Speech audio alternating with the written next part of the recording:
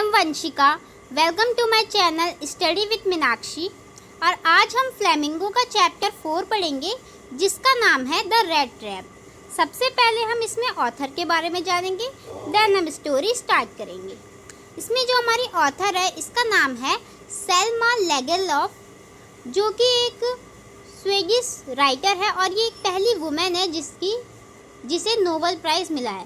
तो आप समझ सकते हैं कि हम कितने अच्छे राइटर के बारे में आज पढ़ने जा रहे हैं। तो स्टार्ट करते हैं। Once upon a time, there was a man who went around selling small red traps of wire. क्या हुआ, एक जो आदमी था वो क्या बेच रहा था? रेड ट्रैप बेच रहा था। रेड ट्रैप क्या होता है? जो चूहे का पिंजरा होता है उसे हम कहते हैं रेड ट्रैप, जो कि वायर से बना था। He made them himself act odd movements from the material he got by begging in the stores or at the big farms. उसके बाद क्या होता है, वो इसे खुद बनाता है from the material, और वो जो भी चीज़ बनाता है उसे कुछ मटेरियल खरीदने की ज़रूरत भी नहीं पड़ती। वो क्या करता है, वो भीख मांगता है या फिर जो बड़े बड़े फार्म्स होते हैं वहाँ से वो मटेरियल कलेक्ट कर लेता है। But even so, the business was not especially profitable, so he had to resort to both begging and petty thievery to keep body and soul together. वो बोलते हैं कि जो बिजनेस है इसमें ज़्यादा फ़ायदा नहीं होता, so he had to resort to both begging. तो क्या करता है, वो अपने जो लाइफ है उसे जीने के लिए वो कभी कभी उसे चोरी भी करनी पड़ती है और कभी कभी भीख भी मांगनी पड़ती है। पैटी थीवरी का मतलब यहाँ पे यही है कि छोटी मोटी चोरी करना। और बॉडी एंड साउल टुगेदर, इसका मतलब क्या है कि जो हमारा जो शरीर होता है और जो आत्मा होती है वो एक दूसरे से कनेक्ट होती है।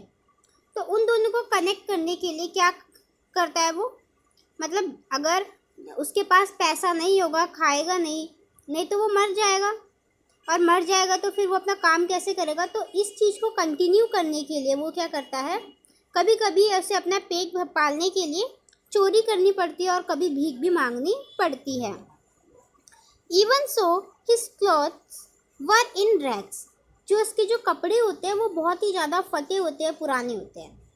His cheeks were shrunken and hunger gleamed in his eyes, उसके जो गाल होते हैं वो अंदर की ओर दबे हुए होते हैं भूख के कारण।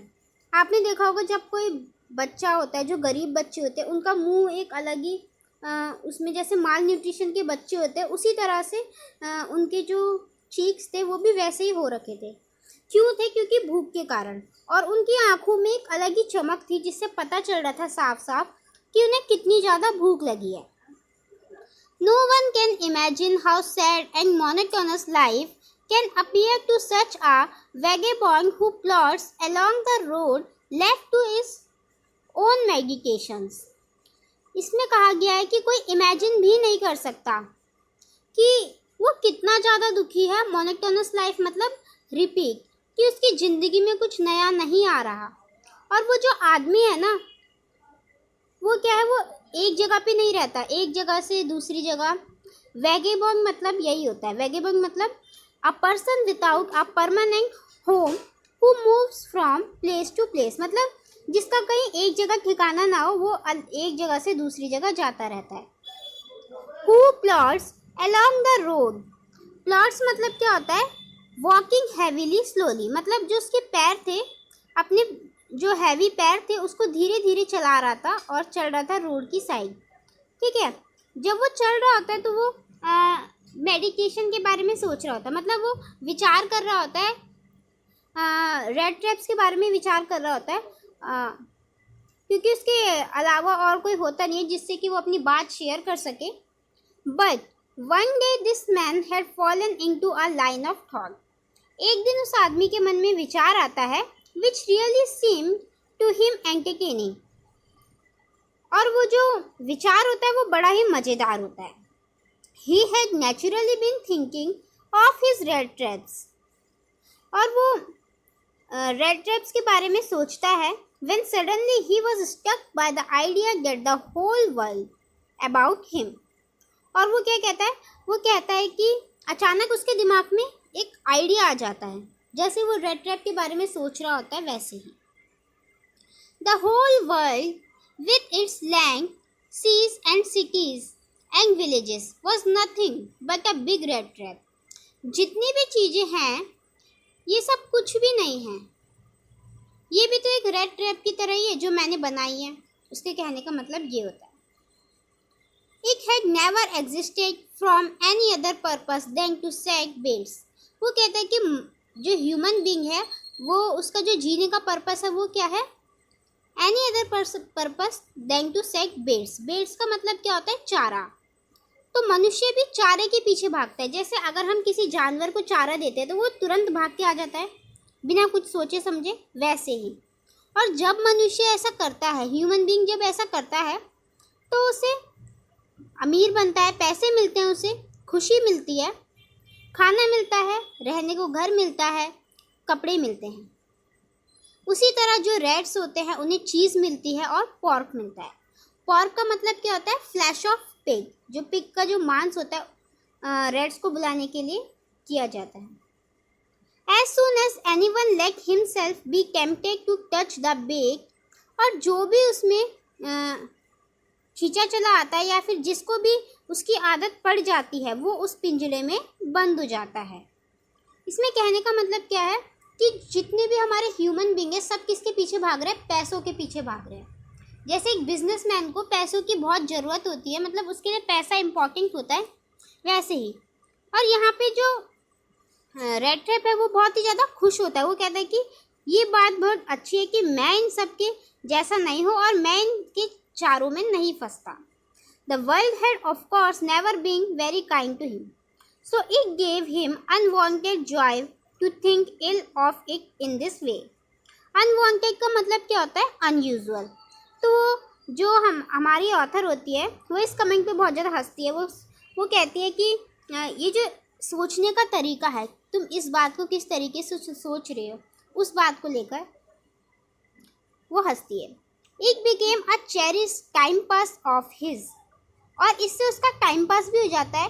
During many dreary ploddings to think of people he knew who had let themselves be caught in dangerous snare and of other who were still circling around the bait.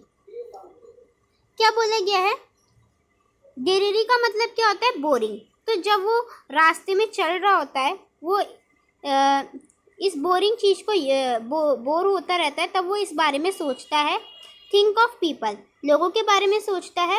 He knew who leg themselves, और वो ये सोचता है कि जितने भी लोग हैं वो सारे एक एक करके इस पिंजड़े में फंसते जा रहे हैं, इस जाल में फंसते जा रहे हैं। स्नेयर का मतलब जाल होता है। एंड ऑफ अदर, और बाकी जो बचे हुए लोग हैं वो उसके आगे पीछे घूम रहे हैं। One dark evening as he was trudging along the road, he caught sight a little grey cottage by the roadside. देखो शाम का समय होता है, अंधेरा छाया रहता है और वही जो आदमी होता है वो धीरे धीरे चल रहा होता है रोड के किनारे, और उसी टाइम वो क्या देखता है, एक छोटा सा घर देखता है। कॉटेज मतलब क्या होता है, एक small house. And he knock on the door to ask shelter for the night. वो दरवाज़ा खटखटाता है और पूछता है कि क्या मुझे रात में रहने के लिए यहाँ पे जगह मिल जाएगी। नॉर वॉज ही रिफ्यूज, और वो ताजुब की बात तो ये है कि कोई उसे मना नहीं करता। इंस्टीड ऑफ द सोर face which ordinary make him the owner who has old man, और जो घर का जो मेन मालिक होता है वो एक बूढ़ा आदमी होता है जिसकी कि विदाउट वाइफ और चाइल्ड, जो कि जिसके वाइफ और बच्चे नहीं होते हैं। Was happy to get someone to talk in his loneliness, वो भी खुश हो जाता है क्योंकि वो भी अकेला रहता है इसीलिए। Immediately he put the porridge pot on the wire. Porridge pot का मतलब क्या होता है, जिसमें खिचड़ी बनाते हैं ना वो बर्तन। तो वो जो वहाँ का जो मेन ऑनर होता है वो क्या करता है, वो जो पॉट्रेप होता है उसमें फायर पे रख देता है उसे खाना बनाने के लिए। ओके, उसके बाद immediately pot on the fire and gave him supper. Supper का मतलब क्या होता है? Supper का मतलब होता है evening meal. तो वो उसे उसके बाद खाने के लिए वो जो खिचड़ी होती है वो दे देता है. Then he carved off such a big slice from his tobacco roll. जो टबैको का जो रोल रहता है उसमें से वो एक बड़ा स्लाइस निकालता है टबैको का. टबैको, इसमें वही टबैको की बात करी जा रही है जो कि बहुत ही ज़्यादा हार्मफुल होता है, जो हमें नुकसान पहुंचाता है. वही was enough both of the stranger pipe and his own. Finally he got out an old pack of cards and play jollies with his guest until bedtime. और वो उसके साथ कार्ड्स खेलने लग गया, कार्ड्स और जॉलीज खेलने लग गया जब तक कि रात नहीं हुई. The old man was just generous with his confidence. उसके बाद वो उसके साथ बहुत ही ज़्यादा फ्रैंक हो जाता है. कॉन्फिडेंस मतलब टेलिंग प्राइवेट मैसेज. इसमें ये बोल रहा है कि वो अपने जितने भी जो इसकी प्राइवेट बात होती है जो शेयर नहीं करी जाती, मतलब वो सारी बातें उसे खुल के बता देता है. As with his porridge and tobacco. The guest was informed at one that in his days of prosperity his host and had been a crofter at Rames जो iron work.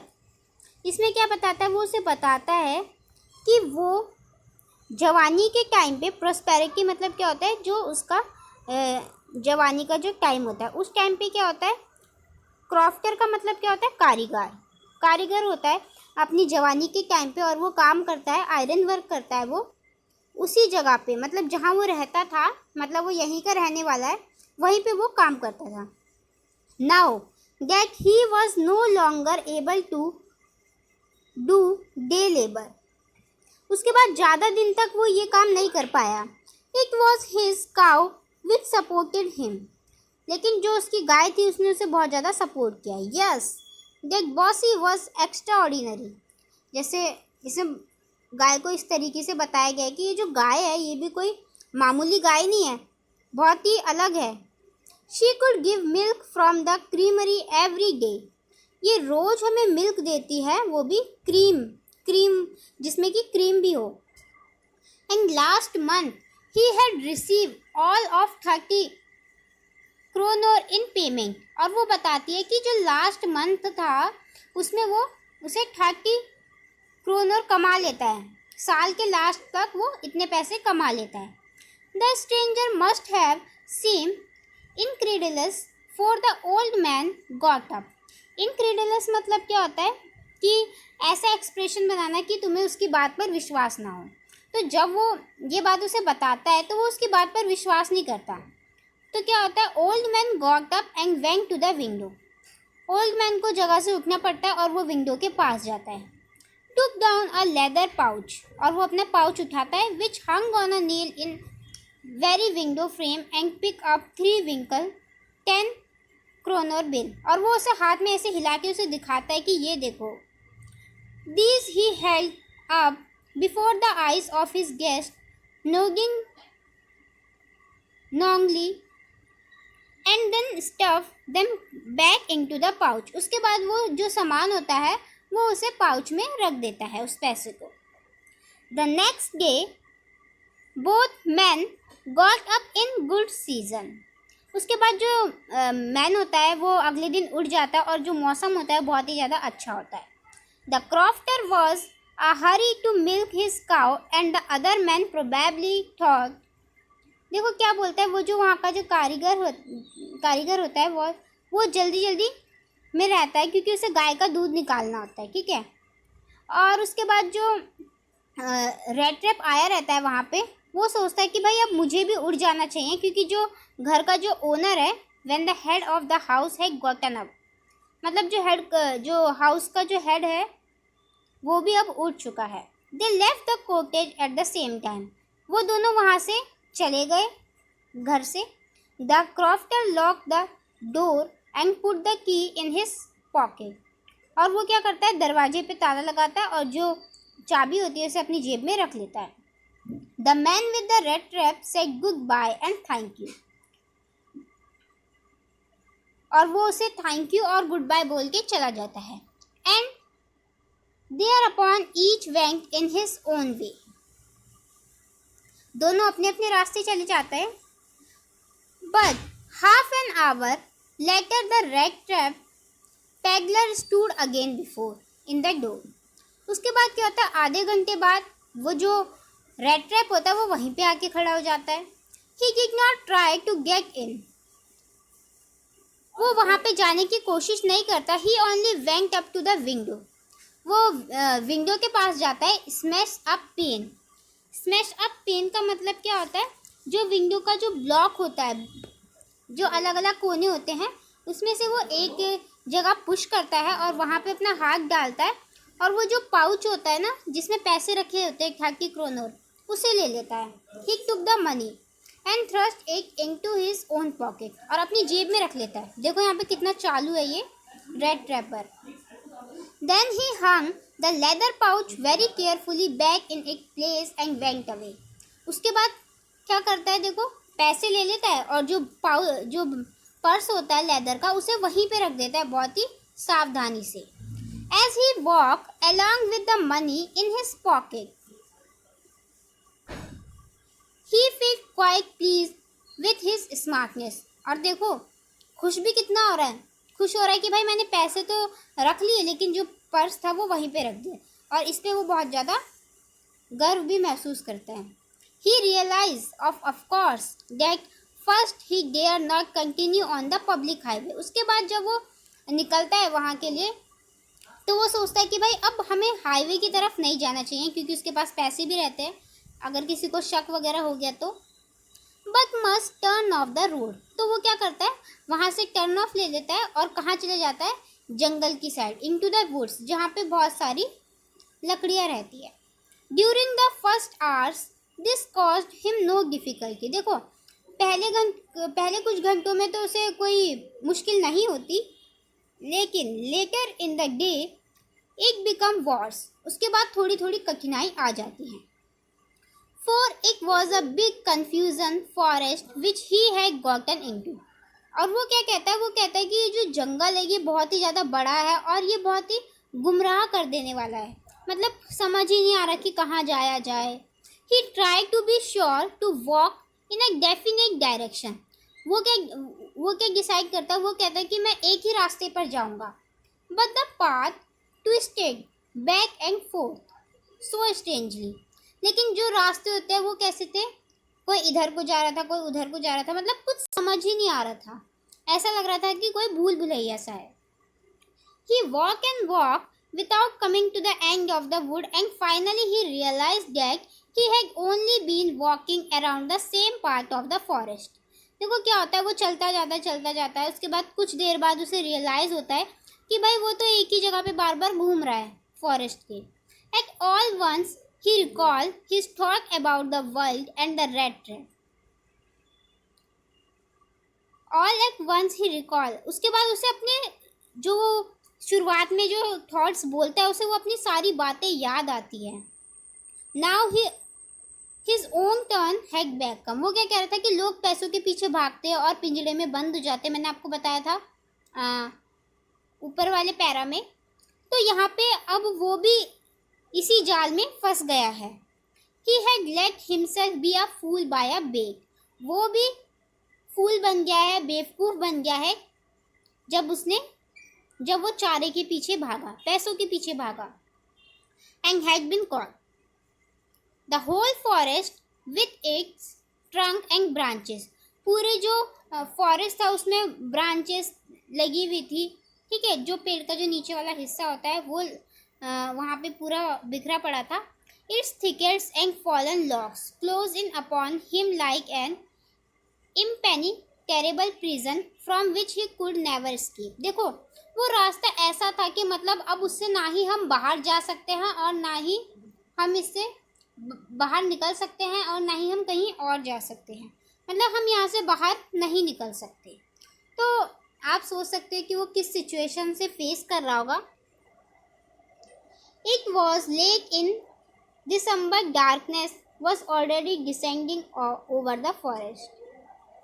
देखो दिसंबर का लास्ट का महीना था और वहाँ पे पूरा अंधेरा छाया हुआ था फॉरेस्ट में, क्योंकि अब रात का समय हो चुका था। This increase the danger and increase also his gloom and despair. अब जैसे अंधेरा हो रहा था ना, तो उसे और ज़्यादा डर लगने लग गया कि भाई इतना टाइम हो गया, वो निकल नहीं पा रहा है, अब क्या होगा। Finally he saw no way out and he sank down on the ground.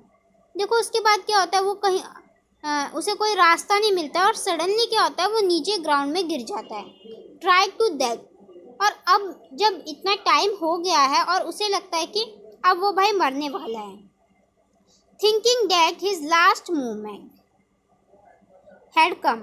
अब वो सोचता है कि भाई उसका जो अंतिम दिन था वो नज़दीक आ गया है। But just as he lay his head on the ground he hear a sound. उसके बाद जैसे ही वो उसने ग्राउंड की तरफ जब उसने सर करा, तो उसे एक अलग ही आवाज़ सुनाई दी। A hard regular thumping. Thumping क्या होता है, जहाँ पे अलग ही एक आवाज़ सुनाई दे रही थी उसे। There was no doubt as to what was. इसमें कोई शक की बात नहीं है। He raised himself those as the hammer, कि वो किसकी आवाज़ थी, हैमर की, हथौड़े की आवाज़ थी। फ्रॉम एन आयरन मिल, जो कि कहाँ से आ रही थी, आयरन मिल से। He thought there must be people nearby. वो सोचता है कि भाई उसके आसपास कोई लोग हैं। He summon all his strength, got up and stagger in the direction of the sound. और वो अपनी पूरी जी जान लगा देता है वहाँ जाने में। तो जो आज की जो हमारी स्टोरी थी वो यहीं पे एंड होती है, और जो नेक्स्ट है हम इसे पार्ट 2 में कवर करेंगे। और अगर आपको मेरी वीडियो पसंद आई हो तो मेरी वीडियो को लाइक कीजिए, शेयर कीजिए और कमेंट करना ना भूलिए। और कोई भी क्वेरीज हो तो आप मुझसे पूछ सकते हो। Thank you.